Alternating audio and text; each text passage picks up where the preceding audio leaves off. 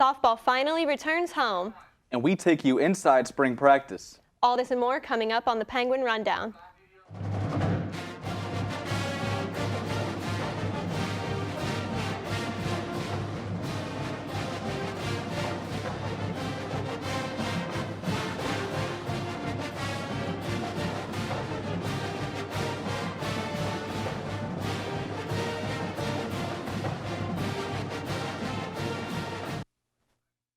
What's up, Penguin Nation? I'm Margot Warrens here with Corey McCray.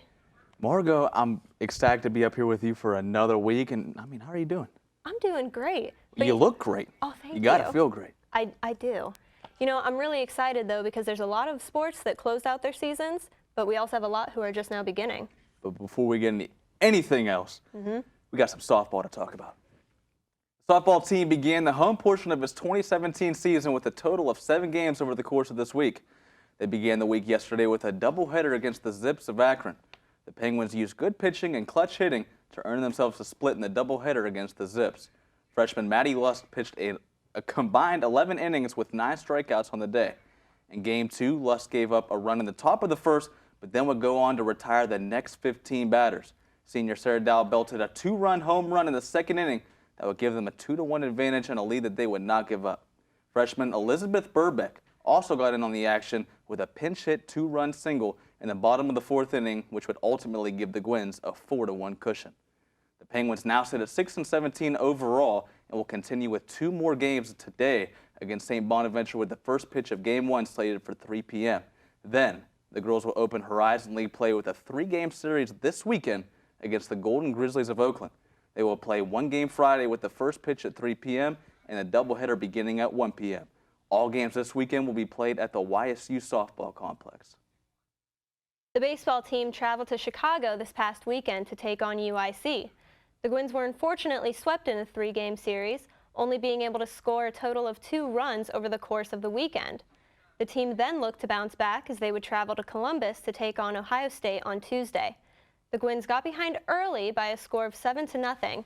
However, they would not go down without a fight, outscoring the Buckeyes 8-5 after the 4th inning.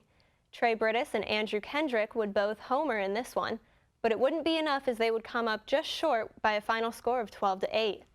The team will host their first games of the season as they will take on Oakland in the 3-game series at Eastwood Field. The first pitch is set for Friday at 3 o'clock. The men's golf team traveled to Williamsburg, Virginia for the Kings Mill Intercollegiate outing this past weekend. The Penguins placed 16th out of 21 teams in the tournament with a total score of 914, as compared to the University of Tennessee's tournament winning 850. YSU will now head to Bloomington, Indiana, and Indiana University for the Hoosier Invitational on April 1st and 2nd. Visit YSUsports.com for more information. It was only 3 months ago that the YSU football team led one of the best postseason runs in school history. And only a month ago, the team returned to the field to begin spring practice. Now, a month into spring practice, here's what head coach Bo Pelini had to say about the team's progress. Spring, it's hard, you know, a lot of mix and matching of guys, and I look at it as more like individual development during this time of year, but I see guys making progress. I don't know if you ever made it as much as you like to see at this time of year, but it's coming.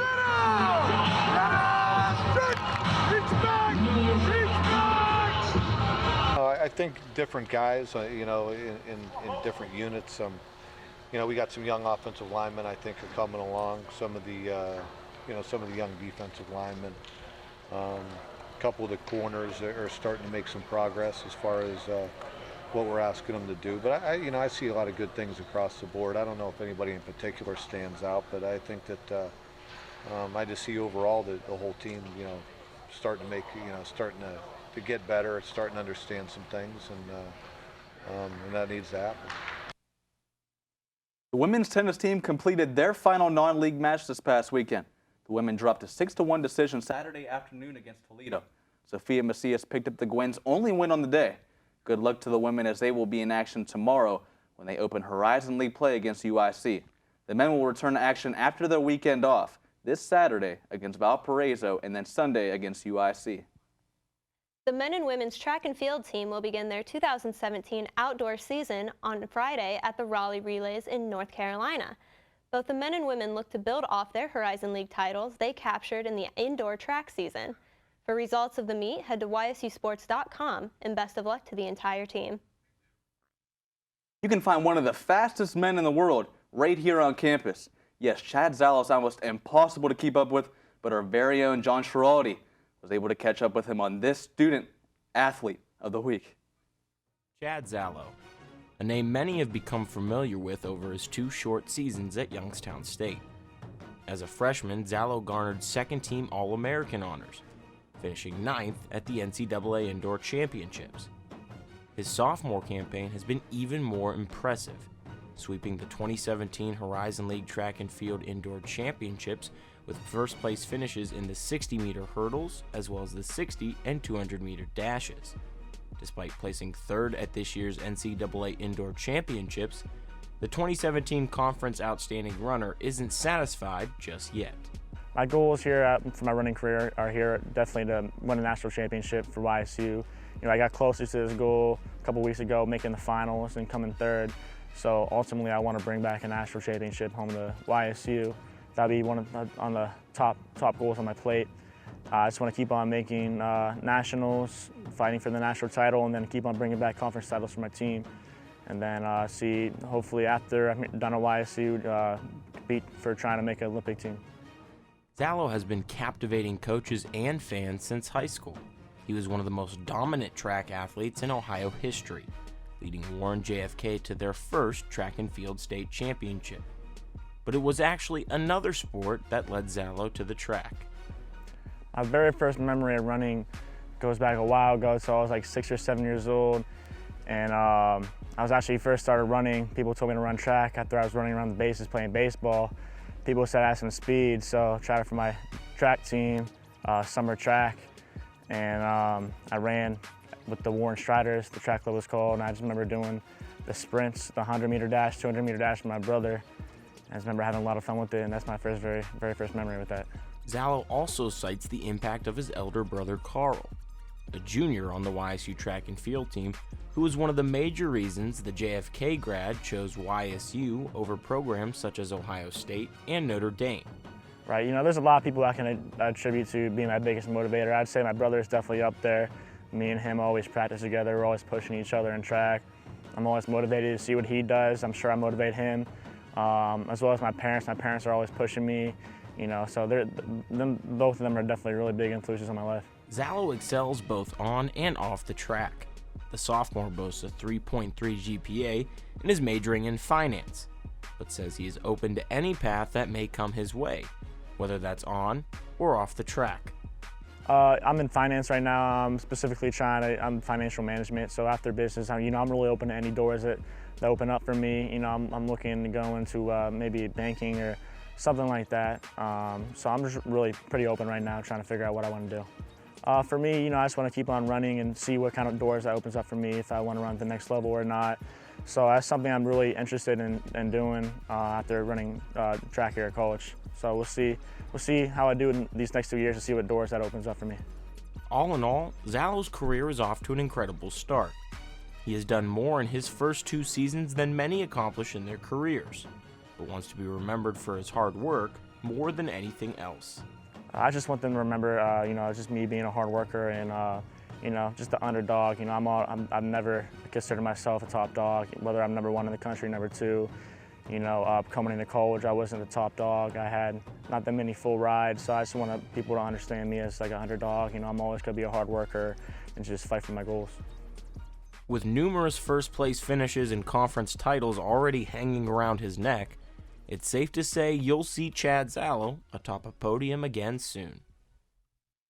Great work by John Schiraldi, and congratulations to Chad. The women's bowling team finished its inaugural season last weekend in Tennessee at the Columbia 300 Music City Classic. The Gwins would finish 20th out of 35 teams. The Penguins went 1-4 on day 1, snagging their lone victory against number 10 Central Missouri, 926 to 847. On day 2, Rachel Darrow finished 3rd individually amongst some of the best bowlers in the country. Darrow would just fall 3 pins short of 2nd place. She was named the all-tournament team for her performance An impressive season for Darrow. She totaled 7,433 pins, averaging 190 pins a game, and her season-high game was 257 pins. In her first season as a YSU bowler, freshman Rachel Darrow has a promising future ahead of her. Overall, the Gwins would finish the second day 2-2, defeating number 15 St. Francis and Jackson State. On day 3, the Gwins would finish 0-3. Number 25 St. Francis Brooklyn would overcome a 3-0 deficit and beat our Gwins 4-3. Congratulations to the women's bowling team on their inaugural season, an outstanding one at that. We look forward to seeing Rachel Darrow and the rest of the bowling team in their very bright future here at YSU. How well do you know YSU? We went around and asked you, Penguin Nation, how deep your fandom goes. Emily Ferzini was out in the field for another episode of Do You Know YSU?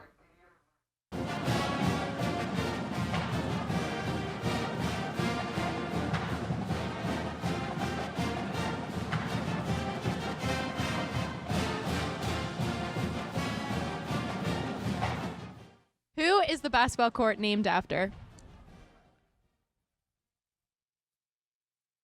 LeBron James. No. Don Roselli. I don't know. Who is the YSU's basketball court named after? I don't know.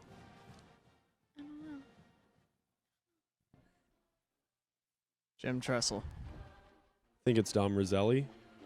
I don't know. Wasn't it the former coach Don Roselli? He just turned 103 recently, didn't he? Dom Roselli. Rosella. What person is YSU's basketball court named after? Dom Roselli.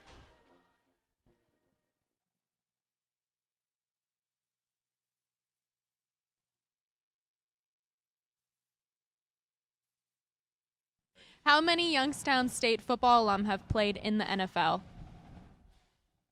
3. I want to say 15. 35. 8. 20. 2. Like 20? It's 20. Oh, is yeah. it 20 Yeah, exactly? yeah, it is. It's actually 20. Oh my god.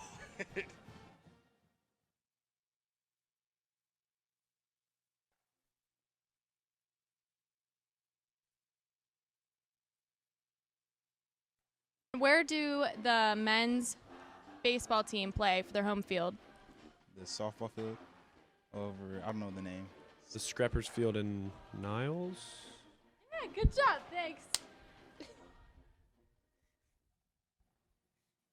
It's actually in Niles for the Scrappers, but that's good. That was a good guess. Eastwood Field. Yeah, ding, ding, ding. We got a... I don't know that too. The Eastwood Field over Niles? Yeah, they do. Okay. Yeah, good job. Where do the men's baseball team for YSU play for their home field?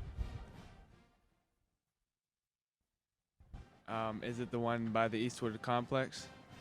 It is. All Good. right. The east thing? The east one? Eastwood Field.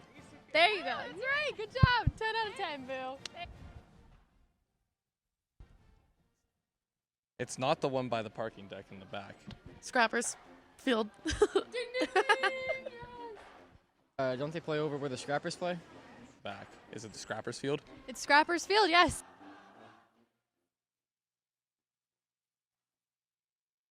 Some very interesting answers from our Penguin faithful. Definitely. They knew a lot more than I did, I will say that. Well, that about does it for us here at the Penguin Rundown. For news, highlights, and more, make sure you check out ysusports.com. And be sure to follow us on Facebook, Twitter, Instagram, and Snapchat at Penguin Rundown 1. I'm Margot Warnes. And I'm Corey McCrae. We'll see you.